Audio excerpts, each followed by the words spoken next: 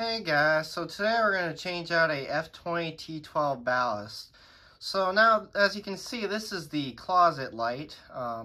So now I went today to do the, of course, the electrical work on the fixture. And I tried out that ballast, like the ballast that I did an unboxing video on. I tried that ballast and it was too big, so unfortunately it didn't work in this fixture. So I did find another ballast, however. So I got the same ballast, the F20 T12 ballast, and I found one at Batteries and Bulbs. So this will be the this is going to be the ballast that we're going to be installing for this fixture. Of course, the old ballast that I am going to show you in there is a vintage Magnatech trigger start ballast, but this is our new ballast. This is a Keystone ballast. So this is, of course, these ballasts are very simple and easy to wire. Of course, you got the two reds, the two blues, and your hot and neutral wire, of course. So here's the bulbs that this ballast can operate. So it can operate a F20 T12, F20 T8, which we do have F20 T8 fixtures. Of course, here's the other bulbs it can operate as well. So, of course, this is going to be going towards a single lamp, so this is exactly what we need. So yeah, this ballast should work out pretty well. It does match the fixture as well. Now, the brand name of the fixture, which I'll show you that as well. I don't know if you'll be able to see it, but this is a, I think that says Genty Thomas Union Made. So it's a Genty Thomas Union Made fixture. Of course, here's some more information about it. 60 cycles and 118 volts. Fluorescent fixture. So you can see, so if you want to read the rest, you can. Of course, we have a nice Philips F20 T12 Philips Alto bulb in the fixture, which that's nice. So yeah, this is a very nice fixture. Now, if you wanted to, you could even convert this fixture to a preheat as well, which that would be pretty cool. But since this is a closet light, we're just gonna convert it to the same ballast. But yeah, I think this ballast is more of a instant start or rapid start ballast. But yeah, this will be the ballast that we'll be using. Now, I do have the old ballast wired in, so I will show you how the old ballast is behaving in this fixture. But the old ballast, of course, it doesn't, like, the old ballast is so worn out it can't start the bulb anymore, and I'll show you that here in a sec. So what we'll go ahead and do is I do have this plugged into my little timer thing, so, or my timer switch, so we'll show you how that works. So we'll turn it on. I don't know if you saw that. You could probably see it when the lights are off. Yeah, as you just saw there, the light flashes. So the only thing that the ballast doesn't have enough power to fire up this lamp anymore. So as you can see, that's all it does. It just strobes like that. But yeah, as you can see, that ballast has seen better days, so it can't start the bulb anymore. So that's why we are going to be putting in a new F20 T12 ballast. So yeah. So of course, first things first, you're going to want to remove the lamp or the bulb. So what we'll go ahead and do is we'll do that. Make sure we can remove it here. There we go. Be very careful. We don't want to drop that. Next step you want to do is you want to remove the cover. So that's very simple to do. Of course, this was snapped on, but of course I just had it laying on top of the fixture for now, so we could easily pop the cover off. And we'll go ahead and take a look at the ballast that's in it. So as I already did say, it's a vintage Magnatech ballast. So here's our ballast. So this old ballast was a triggered start ballast, which that's very interesting. I've never really seen a F20 T12 trigger start ballast, so I'd say it's a very interesting ballast, and it's kind of hard to find. So yeah, of course that's how it's wired up. So if you want to pause and read that, you can. Of course, operates F20 T12 single amp and F15 T12. So, of course, there's the different varieties of lamps that this ballast can operate. Of course, 120 volt.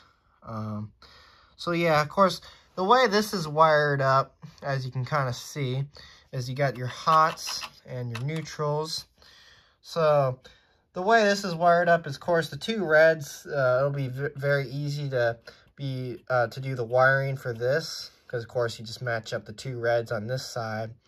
But on this side, you have a neutral. You got two neutrals that come out of here, and you got a blue wire. So we'll have to figure out if we wire up this side correctly or not. So that's what we're going to end up doing, because, of course, that ballast right there is not a triggered start. It's more of an electronic start ballast. But, yeah, of course, very important is always grounding the fixture. So the fixture is grounded. So that's very important as well. So, yeah. What we'll go ahead and do is we'll go ahead and get started, and we'll remove this old ballast. Of course, always make sure that the power is off. So to do that, you would use a voltage tester. Make sure that there's no current flowing through. So in this case, we are good. Go ahead and turn that off. For this project, you'll need any kind of screwdriver where you can, like either a flathead or a hex bit screwdriver will work. So this one works. So this is what we'll be using. Of course, another thing you'd like to have is wire caps and wire strippers. So I have some wire strippers. So yeah, what we'll go ahead and do is we'll get started with this. So what we'll go ahead and do is we'll undo our wire connections. So we'll go ahead and undo everything here. So we'll go ahead and undo our wires. So let's see here. In this case, what you kind of want to do to make this easier is you can just cut the wire connections off, and I'll show you that here in a sec. So let's go ahead and unwire cap that. And we'll just re-strip everything in this process. So just go ahead and, I guess we'll just go ahead and cut that. And we'll do the same on this side as well. And we'll just end up re-stripping everything. Oops, we just, oh shoot, see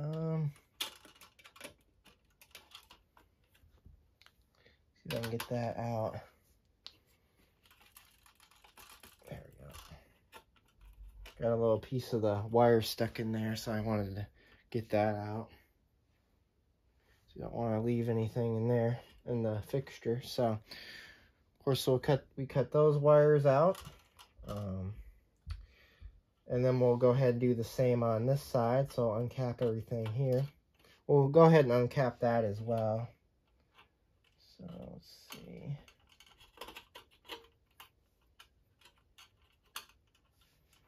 All right. Make sure we got our two reds on this side. And we'll go ahead and uncap this last wire. So I think the way this ballast will be wired in is, let's see. So this neutral was going towards this. So this was more, so this wire right here, which I'll show you that. So this wire right here, as you can see, it's thicker than these.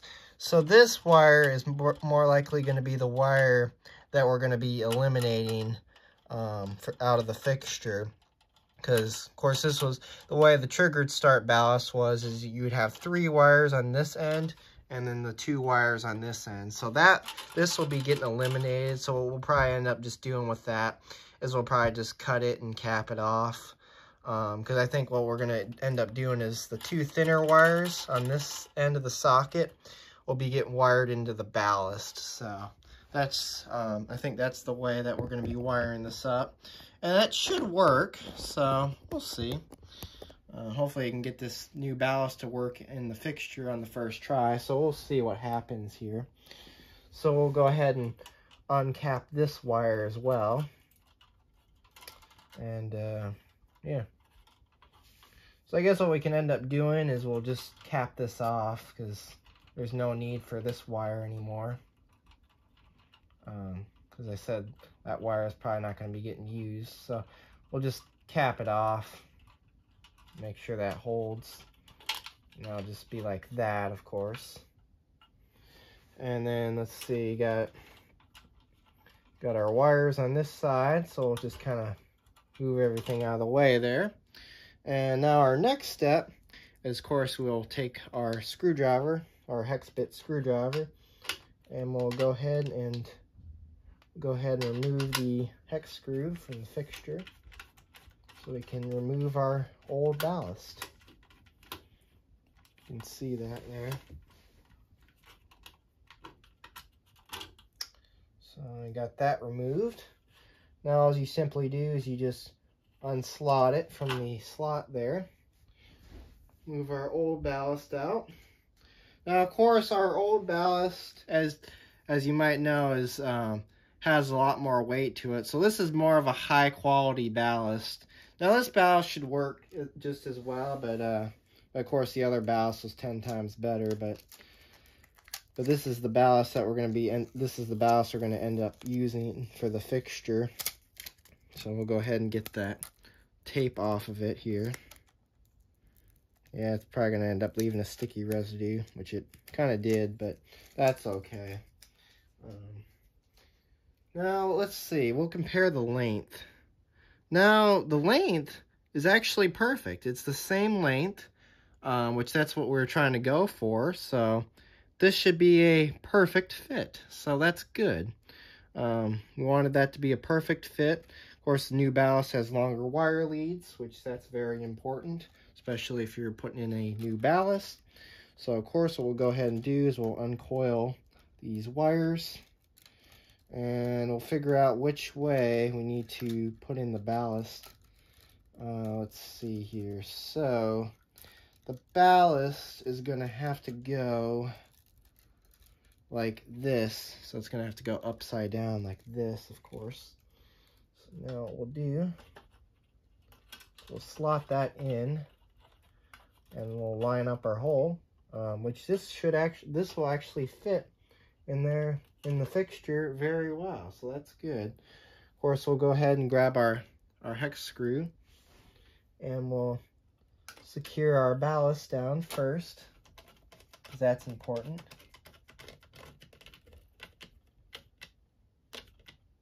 There we go. Of course, very nice. Make sure that's secure and that's not going to come out.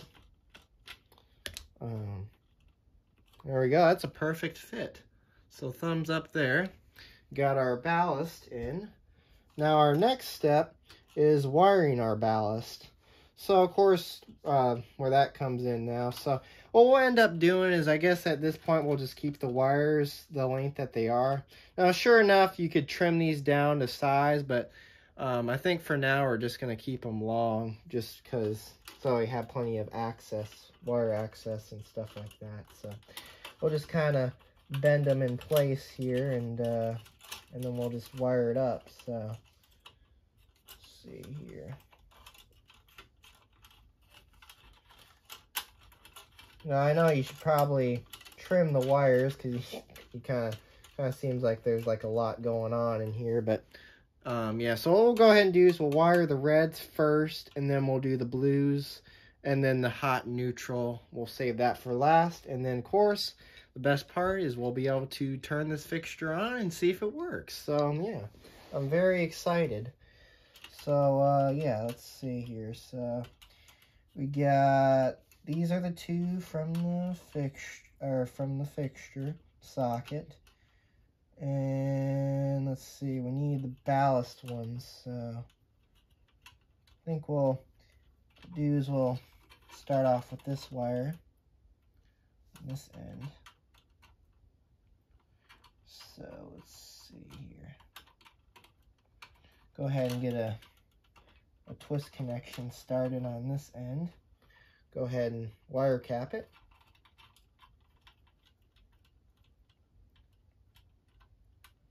Now, sure enough, you probably might want to use smaller wire caps in this case, but these kind of wire caps work just fine, so that's what we're going to use in this case. We'll go ahead and do the same with this end here. So I think what we'll do with this one is we will strip it out a bit, just a tiny bit, just to make a good connection, of course. Yeah. Get that out. Alright, we'll go ahead and do the same thing. So, of course, we'll just go ahead and wire cap it in. Just like so.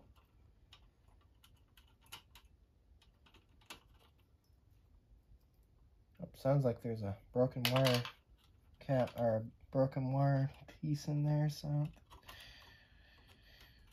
I don't know if we'll want to use that wire cap. Probably not. This one doesn't have that, so we'll go ahead and wire cap this one in.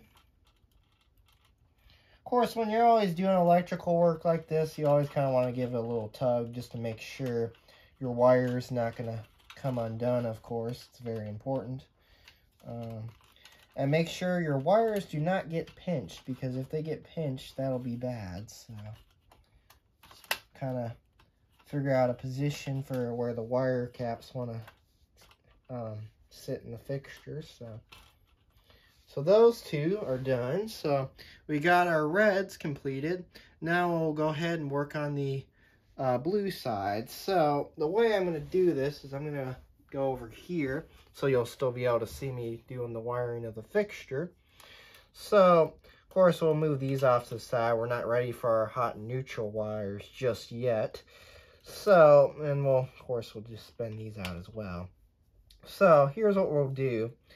So, we'll take our two blues, of course. So, let's see. We'll determine how we're going to do this. So, I say, here's what we're going to do. So, we'll get that untangled here. So, we'll take the blue on this side. Go ahead and strip that. Of course, don't want that in the fixture, of course. So we'll just set that there. Take the blue from this side. Let's see, we'll use this blue here. Make sure it's kind of the same height there. Go ahead and twist that in. Just like that. Go ahead and wire cap that.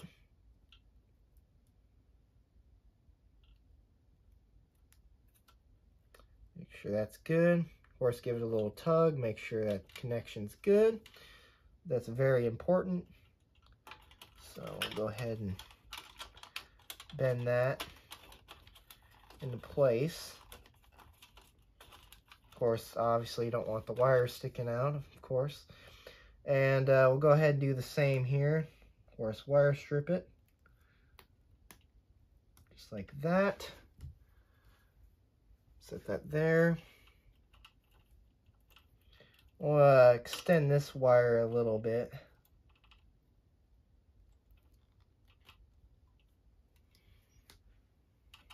And go ahead and wire cap that in. Just like so.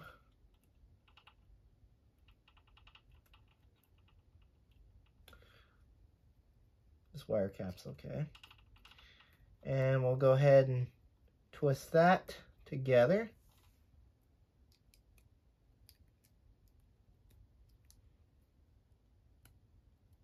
Of course, give that a little tug, make sure that's good. And we'll go ahead and fold the wires of this one into the fixture as well. So we'll just kind of bend that into place, just like that. Just want to make sure everything's sitting in there, just like that. Of course, that wire is still capped off because that's the wire cap, or that's the wire connection we don't need anymore. So that one's good. And now what we're left with is we're left with our hot and neutral. So yeah, we'll go ahead and wire those up. I think what we will end up needing a another wire cap in this case for the hots, or the neutral wire. That's what we'll need. So we'll go ahead and wire up our hot wire. I'll have to go grab a neutral wire. We'll go ahead and wire up our hot wire since we already got that.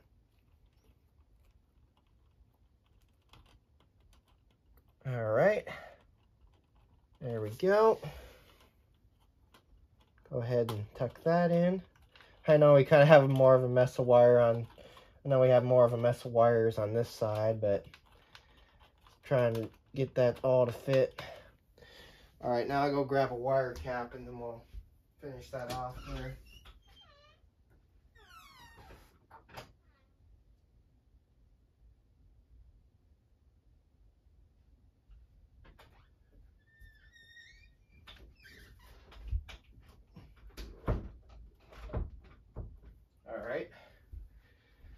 I finally grabbed a wire cap, so we'll go ahead and do the neutral wire on this side. So of course I'll just kind of bend that into place and get our neutral wire to go into place here. Go ahead and do our neutral side just like that. Wire cap it. Of course, give it a little tug, make sure it's okay. Kind of bend our wires into place. See if we can get that to hold like that. And now what we'll do is we'll just set the cover on here. We're not going to pop it on because, of course, I am going to be putting this fixture back into service. So we're just going to set the cover on just for now. Of course, we'll grab our nice Philips Alto F20 T12 bulb. So here's the etch on that if you wanted to see that. Get to focus a little bit better. Of course, it says F20 T12/CW, 20 watt, made in the USA. That's the best part because it is a good quality bulb. It is the Philips Alto collection with the nice green end caps. So I really like that. So of course now what we'll do is we'll reinstall the bulb. So of course line it up with the pin base, just like that. And then twist it in. Make sure that side's good, make sure that side's good. So it looks like we're locked in. And let's see if it works. So here we go. In 3, 2, 1. Uh-oh.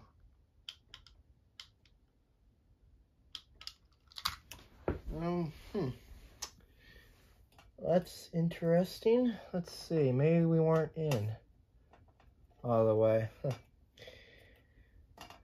we might have to end up making a part 2 on this if it doesn't work.